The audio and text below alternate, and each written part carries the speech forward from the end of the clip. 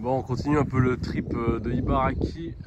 Là, en fait, je vous emmène dans le quartier où habitait ma femme avant. Sa famille, elle a réussi à mettre de la thune de côté et à bouger dans une baraque. Mais là, vous voyez la maison en face avec l'espèce d'arc un peu rond. C'est où elle habitait. Et en fait, c'est des logements sociaux pour les gens qui n'ont pas beaucoup de thunes. Et c'est vrai que quand je regarde le quartier, putain, c'est des baraques en tôle, quoi.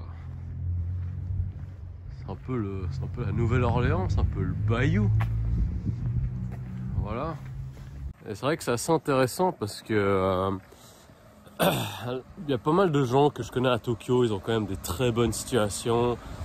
Ils ont leur propre business, ils ont acheté leur appartement, ils ont des voitures de luxe, etc. Et la plupart des gens que je connais à Tokyo, il y a aussi pas mal de personnes qui viennent de Saitama. Putain, regardez là, c'est une baraque en tôle, quoi. Non mais c'est le Bayou. C'est assez violent. Puis là, en fait, tout ce qui est countryside nippon, en tout cas dans le Kanto, hein, la campagne, c'est comme ça. C'est des quartiers qui sont pas, ça respire pas la richesse, quoi. Et y a rien.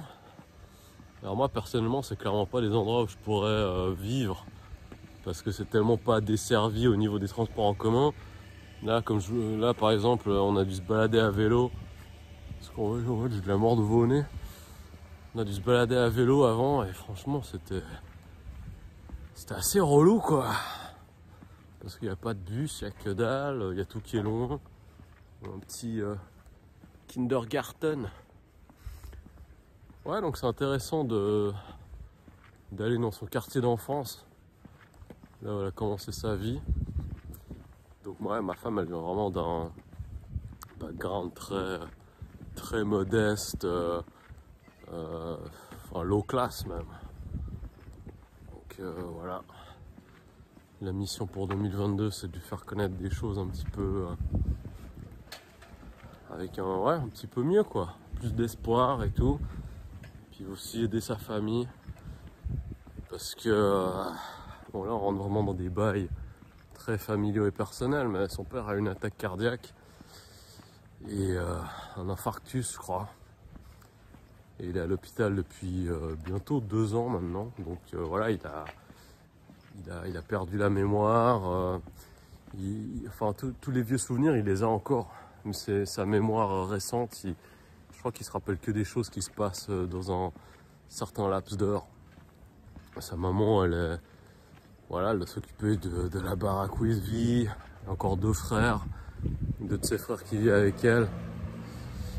Elle doit bosser dur. Et elle en fait, elle est nurse. Donc elle est infirmière et des horaires pas possibles. Dépression, overtime, tout ce que tu veux. Voilà, la vie normale au Japon quand tu habites à la campagne et puis que t'as pas une situation qui est spécialement reluisante. Ouais, je vous dis ça, c'est vraiment avec plein d'espoir et j'espère que les choses vont vraiment aller pour le mieux et puis que je vais pouvoir apporter ma pierre à l'édifice pour leur venir en aide. C'est vrai que quand tu t'habitues tellement à Tokyo, la promiscuité, le fait que les choses sont tellement pratiques et sont partout à walking distance, quoi. Là par exemple j'ai vu un Family Mart, enfin un convenience store. Et t'es là, mais mec, c'est un peu ouf, quoi, parce que là genre tu vas aller au supermarché, tu vas faire des courses, tu dois prendre la voiture pendant 20 minutes, 30 minutes, quoi. Et ouais, pour être honnête avec vous, c'est pas beau, quoi. C'est marrant, je le dis, je le répète, hein, mais c'est vrai qu'on a souvent cette image.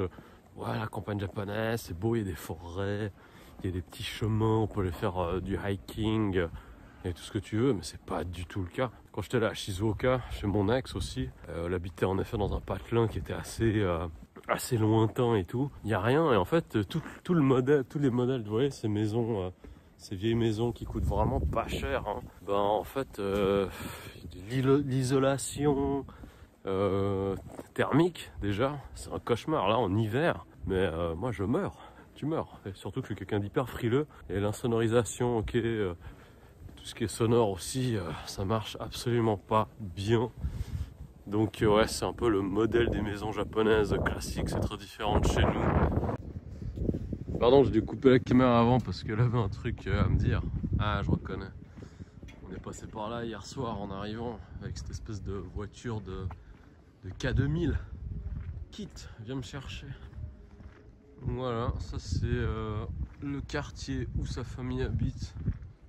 Et je peux vous dire, putain, franchement, si je veux enterrer un corps, moi je l'emmène à Ibaraki. D'ailleurs, c'est pas une légende, hein. Elle m'a dit, ma femme m'a dit qu'en principe, quand il y a des meurtres, etc., les meurtriers viennent enterrer, cacher les corps dans Ibaraki. C'est la campagne profonde. C'est quand même marrant ces architectures qui sont tellement un petit peu chaotiques, quoi. C'est un peu genre, ah ok, là on a un peu d'espace, on va construire quelque chose.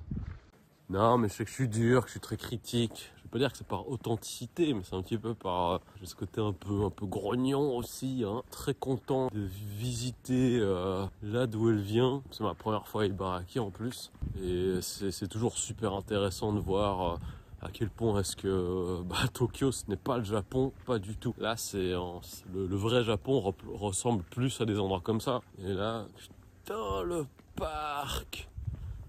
Ah ouais, non, mais là, le parc, c'est quoi ce toboggan? Eh, franchement, tu utilises ce toboggan et cette balançoire, mais t'as le tétanos direct, quoi.